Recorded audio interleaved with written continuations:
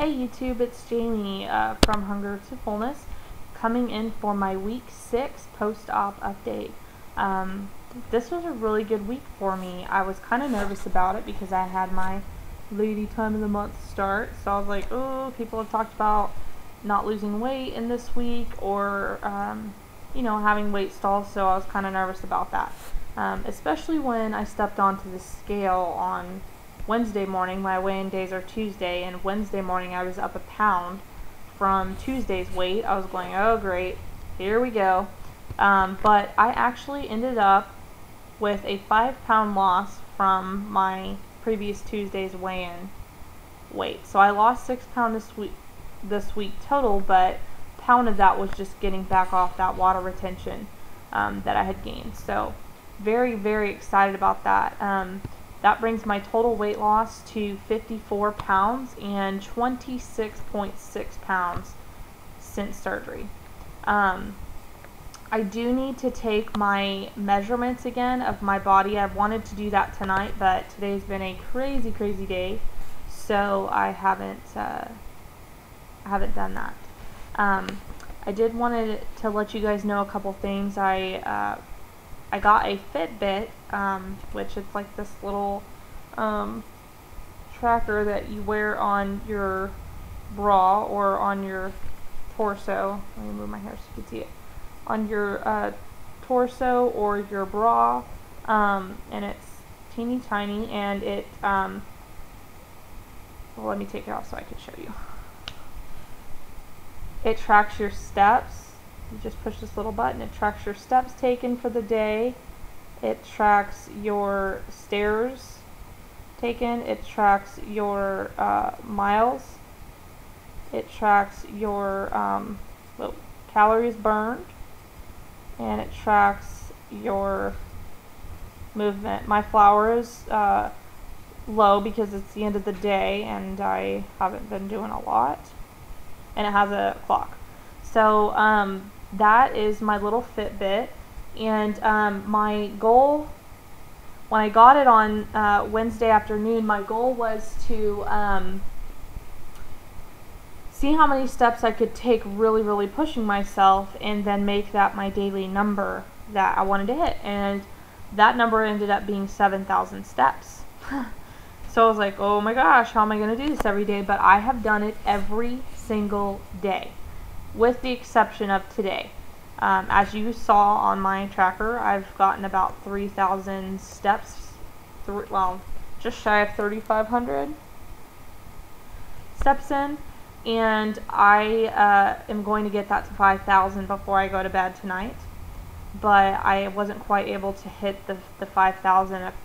Today was out of the ordinary for me, and I didn't get to make as much time for working out, but I am still proud of myself because I was very intentional about trying throughout the day. So that's what it's really about, right guys? It's about being intentional, making the effort, and giving yourself grace when you just can't hit that mark, because some days life is crazy and some days it just doesn't work.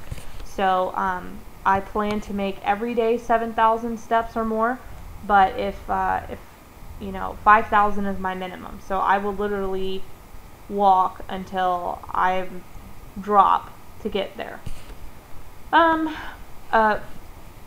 been mostly walking around my neighborhood with my dog. I have a Rottweiler, and he loves going for walks, and he makes me feel safe.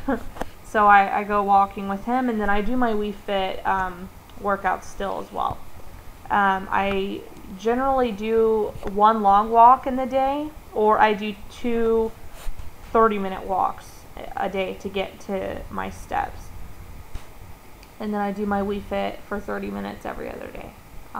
So I am being quite active for 6 weeks post-op, and I started this, like I said, a week ago. So 5 weeks post-op was when I really kicked into high gear my activity. And the reason for that, I mean, I started my working out right after my post-op visit with my surgeon, and I just really knew that if I didn't start my weight loss habits now, then I didn't see myself doing it in the future. And I didn't want to end up having that issue, or wasting a lot of time that I could have been more productive with. So I personally chose to get my butt moving. And you know, before surgery, or just kind of a mindset that I've had in the past, is that you know, following rules or eating the right foods, or just doing what I already knew to do and couldn't do on my own, led to a boring life, and that I wouldn't enjoy things, and that I wouldn't be happy. But you know, I've learned that following rules actually leads to freedom. It actually leads to better confidence and feeling good about myself, and it really comes down to self-worth. I mean, I had such a low self-worth before that I didn't have the energy or the desire to take care of myself. I just got to such a bad place and was so depressed. And it's so important to realize my worth so that I can take this journey seriously and do with it what I need to do. And I've also admitted my powerlessness over certain areas in my life, and have come to accept that. I've realized that admitting that I have that powerlessness over those certain things has taken away the power that those things had over me. And that's been really interesting, because I avoided and ignored the issue for a long time, and that did not make it go away. So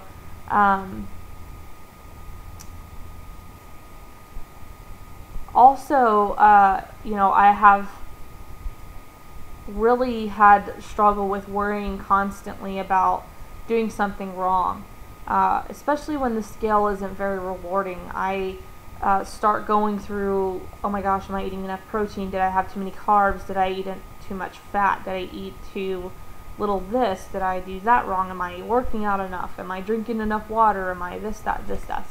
My head starts to go crazy with all of these insecurities and all these fears and all these doubts, and just literally worrying.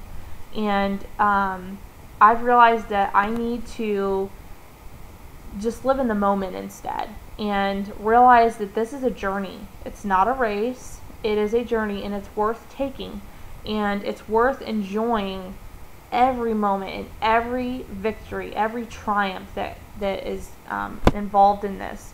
And that what happens to me when there's this I guess description of something that I heard at church, and it actually really applied to my weight loss journey, so I wanted to share it. And our pastor was saying that when you get to the top of the mountain, what happens when you get to the top? And you've accomplished everything that you wanted. You hit the peak, and you're up there, and you're taking it all in, and you're on this high because you did it, and everything. Well, he said something I didn't expect. He said, you find that you're alone. And then I started thinking about that idea differently. If you're so performance driven, and you're looking for reward all the time, and you're just trying to make accomplishments, and you're not taking this journey as a lifestyle change and a growth experience, then I can very well see myself not viewing or finding myself alone when I get to the top. So it's so important to make sure that you have support.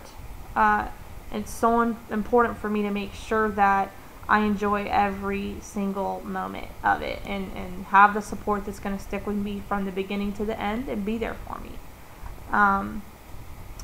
And also, I realized that I, have not been using food as an escape, which I'm very proud of. I didn't know I was going to do this well with this, and I'm kind of surprised, because I was a huge foodie and felt like I had a serious addiction to food that I couldn't kick. But choosing to ignore what I'm feeling was what trapped me in that cycle. Because I was ignoring what was really going on and used food as an escape, and I refused to face my problems. I didn't want to deal with it. It was too hard. It was much easier to eat. But now I'm actually experiencing those feelings. I'm letting them come. I'm dealing with them, and I'm moving on. Another thing that's helped me is cleansing my soul of the resentments that I have felt, especially resentments against myself. Because those kind of things really stick in you. When you feel resentful about yourself for having let yourself get so far, I've heard so many women and men talk about that it's like this self-hatred, and they just hate that they did that to themselves. But I really believe that everybody goes through different things and has different struggles for a reason, and they can be used for something so much bigger and so much better if you let them. And so you can either choose to look at your past as a wound, and a disability, or you can choose to look at it as a battle scar, and it could be something that is motivational and inspirational to someone else, and a testimony that you can take to help other people through that journey. I